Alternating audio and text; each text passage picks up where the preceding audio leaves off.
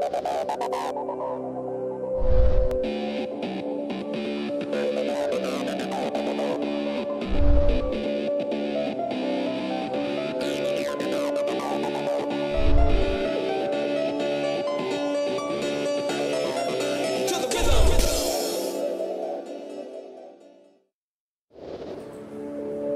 pessoal, boa noite, tudo em paz com vocês?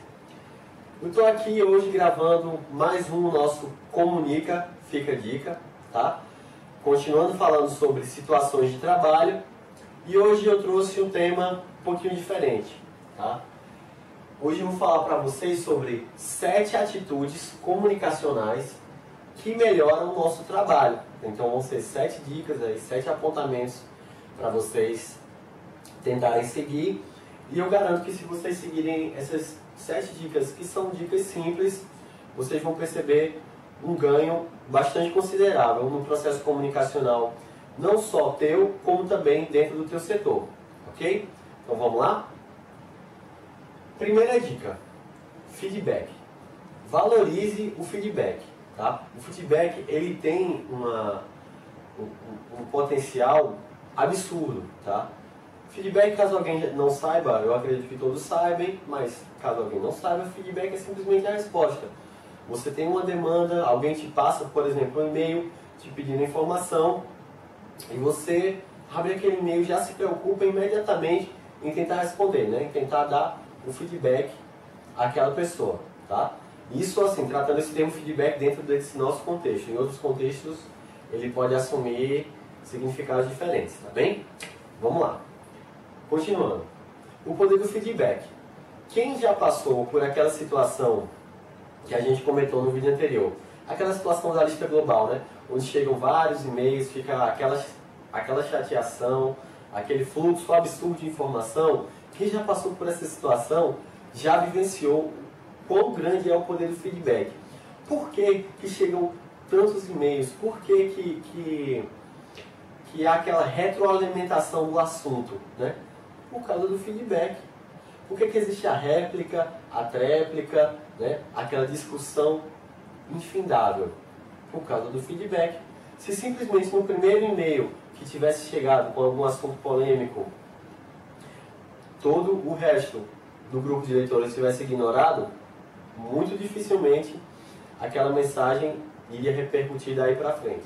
Porém, como alguém responde, aí depois a pessoa que mandou o e-mail inicial faz uma réplica, depois quem respondeu faz uma tréplica, então isso gera esse ciclo informacional absurdo. Então isso é um exemplo, né, no caso um exemplo negativo, mas que dá para ilustrar bem o poder do feedback. Então sempre que você receber uma mensagem, uma solicitação, você tente fazer o máximo possível para poder dar a resposta. Por quê? Porque quando a gente dá feedback, a gente também constrange aquela pessoa a nos passar o feedback dela quando a gente precisar, entendeu? Então, geralmente as pessoas tendem a assumir a postura diante da gente, aquela mesma postura que a gente assumir diante delas, tá? Então, feedback gera feedback, como eu já falei aqui no fórum, a gente entra no ciclo vicioso do bem, tá? Onde feedback gera feedback, comunicação gera comunicação, e aí a gente tem vários ganhos positivos, tá bem?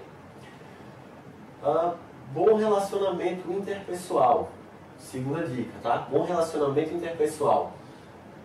Comunicação interpessoal gera confiança, né? Exatamente isso. O maior ganho que você tem quando você tem uma boa comunicação interpessoal, você chega no setor, você tem uma capacidade de ter uma abertura com todos que estão ali dentro, você cria realmente o espírito de equipe, você ganha a confiança daquelas pessoas, né? Então ali deixa de ser um grupo de trabalho e passa a ser uma verdadeira equipe em prol dos objetivos comuns. E como é que a gente vai cultivar isso? A gente vai cultivar isso com educação, com gentileza, né? Sempre que possível tentando trazer uma mensagem positiva para os seus colegas, sempre que possível também estar observando ali se eles estão em alguma dificuldade, se você pode ajudar em alguma coisa, nem que seja uma simples palavra amiga, ou se coloca na disposição para ouvir aquela pessoa. Então é assim que a gente cultiva uma boa comunicação interpessoal. E isso tem um resultado dentro do nosso trabalho, dentro da melhoria do nosso trabalho, um resultado incrível, tá? Porque os vínculos de amizade, ou que não seja amizade, mas pelo menos de coleguismo, de bom relacionamento que vão se criando ali dentro, eles fazem com que tanto os fluxos comunicacionais como os fluxos laborais se desenvolvam de uma maneira muito mais natural, muito mais solidária e cooperativa, ok? Então, nossa segunda dica ficou comunicação institucional, bom relacionamento interpessoal. Terceira dica, definir regras de relacionamento e prática laboral, ok? Definir regras de relacionamento e boa prática laboral, a gente está falando em deixar claro para o nosso interlocutor qual o nosso ponto de vista em relação a alguns aspectos do nosso trabalho. Tá? Por exemplo, dentro do meu setor é livre o acesso aos meus companheiros de trabalho ao número do meu celular, um exemplo. Porém, chega uma pessoa lá no meu setor e pede um contato meu, e alguém vai e fornece o meu número de celular. No entanto, eu não autorizei que isso foi feito. Tá? Porém, eu também não verbalizei que eu não gostaria que isso fosse feito. Então, quando eu chegar no meu setor, que eu ficar sabendo que alguém forneceu aquele meu número pessoal, meu número de celular pessoal, eu tendo a ficar chateado com aquela pessoa, às vezes entrar em um atrito com aquela pessoa, simplesmente por quê? Porque eu não defini minhas regras de relacionamento e de prática laboral. Então, a partir do momento que eu tenho uma particularidade ou uma restrição a alguma característica ali do meu trabalho, eu tenho que externar isso para o meu colega. Por exemplo, digamos que aqui duas pessoas trabalhem na mesma sala e uma goste muito de ouvir música e a outra não consegue trabalhar com barulho, não consegue se concentrar. Então, em vez daquela pessoa verbalizar isso, ela fica ali alimentando aquela chateação durante dias e dias e dias, até que chega um momento que ela não aguenta mais. Essa simples chateação pode evoluir para uma crise maior dentro do seu trabalho, simplesmente porque ela não verbalizou, tá? Muitas vezes a outra pessoa não teve a sensibilidade de perceber isso, tá? Então, o nosso dever é realmente a gente estar passando para o nosso interlocutor, para os nossos colegas de trabalho, quais são as nossas características, quais são as nossas limitações. E aí isso vai ser negociado dentro do nosso ambiente de trabalho. Por exemplo, nesse último caso que eu citei agora, um poderia optar por utilizar o fone de ouvido, continuaria com as suas músicas, e o outro teria o ganho do silêncio, poderia ter a capacidade de se concentrar no seu trabalho. Mas para isso seria necessário que ele estabelecesse, né, aquela regra de convivência. Então, é importantíssima essa nossa terceira dica. Então, defina, converse abertamente com seus colegas de trabalho e defina suas regras de relacionamento e de prática laboral. Ok? Vamos agora para a nossa quarta dica, aprimoramento técnico. É isso aí, pessoal, é muito importante a gente estar buscando novas ferramentas de comunicação, tá? Novas ferramentas de expressão, para que a gente possa incrementar nosso trabalho. Por exemplo, eu vou apresentar um projeto.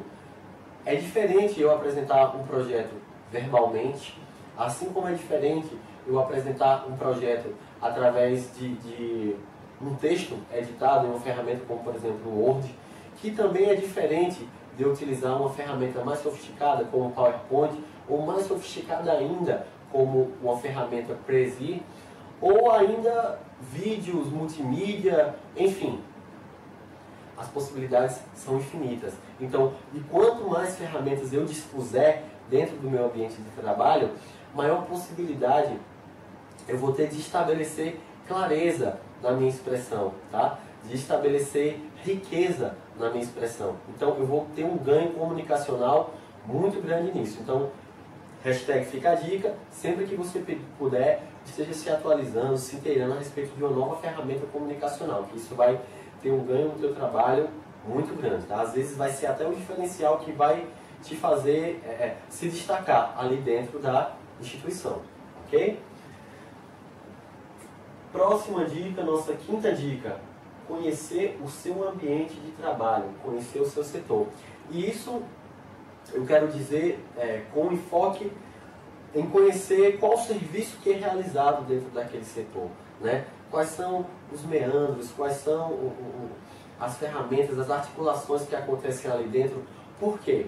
Dessa maneira, você vai ter muitos ganhos. Por exemplo, você vai ter uma possibilidade de articular melhor a tua parte no serviço, entendendo de onde ela vem e para onde ela vai.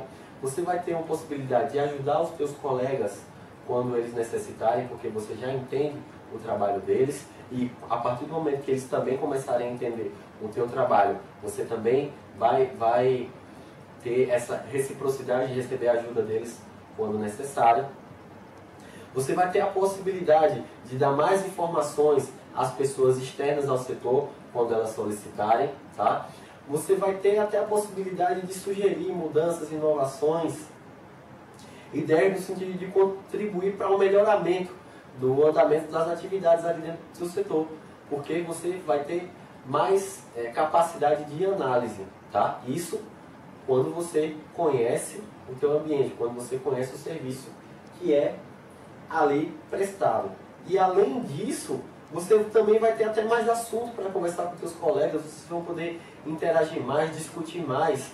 Olha, cara, você está fazendo esse trabalho desse jeito aqui, mas eu conheço uma ferramenta assim, assim, sabe, que pode melhorar a tua vida. Vamos tentar fazer junto, vamos cooperar. Isso é muito legal. Então, conheça o teu ambiente de trabalho, conheça o teu setor e o serviço que se desenvolve lá dentro. Tá ok? Nossa sexta dica: organização de informações. Qual o ganho que você vai ter nisso? Você vai agilizar o processo de posterior consulta. Tá? Você também impede o esquecimento das informações quando elas estão bem organizadas. Tá? E isso também pode ser um diferencial para que você se destaque lá na frente. Vou te dar um exemplo. O teu chefe pede que você faça um levantamento de todo o serviço que foi prestado mensalmente naquele setor. E você tem tudo lá no seu computador, porém, uma coisa vai estar em uma pasta, outra coisa vai estar em outra pasta, outra coisa não está nem em pasta, está lá num caderninho que você anotou e colocou dentro da gaveta. E daqui que você vai organizar toda essa informação, articular, você perdeu muito tempo, você se coloca também numa situação de estresse. Você faz com que aquele trabalho ele se desenvolva dentro de um ambiente pouco promissor ao sucesso. Por quê? Você vai ter não só o trabalho de preparar aquela informação, de preparar aquela planilha, aquele relatório que o teu chefe te pediu. Você vai ter o trabalho, na verdade, de preparar a matéria-prima daquele relatório, de organizar tudo, articular, formatar, fazer com que fique numa linguagem homogênea, de maneira que, se você já tivesse controlado isso diariamente, o acesso a essa informação seria muito mais ágil. Então você já estaria com o relatório pronto. A tua preocupação seria só em tornar aquele relatório, aquela informação, o mais atrativa possível. A pessoa que ganha você teria, isso poderia ser um fator de destaque para você dentro do teu trabalho. E também um fator de satisfação pessoal, saber que você tem desenvolvido o trabalho de uma maneira organizada, que vai poder apresentar ele às outras pessoas da melhor maneira possível. Tá bem? Também tem a questão do esquecimento, né? Que às vezes você recebe uma informação ali, uma informação, aquela velha historinha. Ah, fulano de tal, manda um recado para fulano de tal, aí você fica com aquele recado na cabeça. De manhã, quando chega tarde, você já não lembra. Se você tivesse registrado aquela informação e organizado, por exemplo, uma janelinha que você abre lá no teu computador e coloca lá o título Recados a serem repassados. E ali você anota tudo, no decorrer do dia você vai lendo ali, à medida que as pessoas forem chegando, as pessoas que são pertinentes àquele recado, você já vai passando aquele recado e já vai cortando lá da sua planilhazinha. Já pensou que legal isso? Você vai ter um grande ganho em relação a diminuir drasticamente a possibilidade de esquecimento, a possibilidade que essa informação se perca. Tá bem? E a nossa sétima e última dica: documentar suas falas e ações. Olha, isso é muito importante, principalmente em situações de crise, tá? Em situações que são situações chatas, mas que podem acontecer, todo mundo está suscetível a isso. Situação onde você tem que realmente comprovar que você realizou aquela determinada atividade, que você repassou aquela determinada informação, ok? Então, vamos dar um exemplo aqui.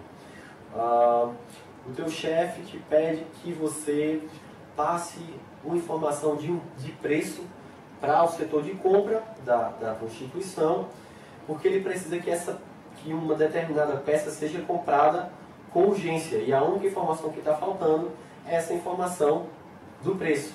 Tá? Digamos que o prazo para que essa peça fosse comprada, que ele necessitaria, fosse de uma semana, tá bem?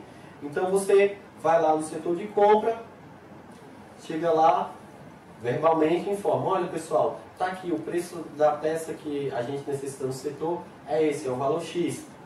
Uma semana depois, essa peça não chega no teu setor, tá? E o teu chefe vem atrás de você, vai perguntar: e aí, você passou a informação que o setor estava precisando para a aquisição da peça? Você vai dizer que sim. Quando você chegar lá no setor, é cruel pensar assim, mas há a possibilidade de alguém dizer que você não esteve lá, que essa informação nunca chegou lá, porque a pessoa vai querer se isentar da responsabilidade.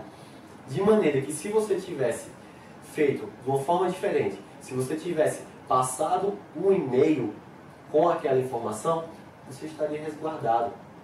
Então você simplesmente, quando seu chefe te perguntasse: fulano, você passou a informação que eu te pedi? Você simplesmente iria lá na sua caixa de mensagens enviadas, encaminhar para o meu chefe. E ele ia ter a certeza que você enviou a informação, você estaria resguardado. E aí o problema já seria resolvido através do outro setor. Logicamente que você pudesse cooperar para resolver, você cooperaria. Mas perceba que o peso maior da responsabilidade você já estaria isento. Ok? Então, a documentabilidade também te auxilia na organização das informações, né? Quando você, como aquele exemplo que eu citei anteriormente, perceba que se você registrou aquela informação, aquele recado que você tinha que passar, ele já vai estar ali no outro suporte, vai estar no suporte da tela do teu computador. Por quê? Porque você documentou a informação, você ajudou, você propiciou que ela seja organizada, de maneira que, se ela estiver só na tua mente, a organização seria muito mais complexa, tá bem? E a documentabilidade também, ela permite com que outras pessoas possam assumir tua atividade em algum outro momento. Por exemplo, isso na verdade associando a documentabilidade e a organização. Eu vou te dar um exemplo. Você está no teu horário de almoço, tá? Está lá curtindo com a família e de repente toca o celular: fulano, olha, eu estou precisando da informação assim, assim, assado, porque chegou aqui e é urgente, a gente precisa disso agora.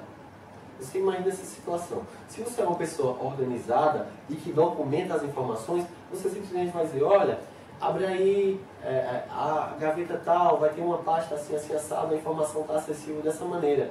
E você simplesmente desliga o telefone e volta a curtir lá com a tua família. Do contrário, o que é que você faz? Não, tudo bem, estou indo para aí agora resolver isso, fica tranquilo, até mais.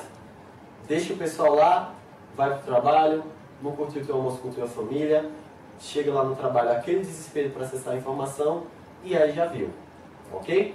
Então é isso, pessoal, essas foram as 7 dicas, espero que vocês tenham gostado, tá? Espero que vocês apliquem isso ao dia a dia de vocês e repliquem também essas dicas para seus colegas, que aí a gente vai ter um ganho muito maior dentro da nossa instituição, ok? Então, hashtag compartilhar, hashtag fica a dica e comenta lá no fórum, comenta lá no Face.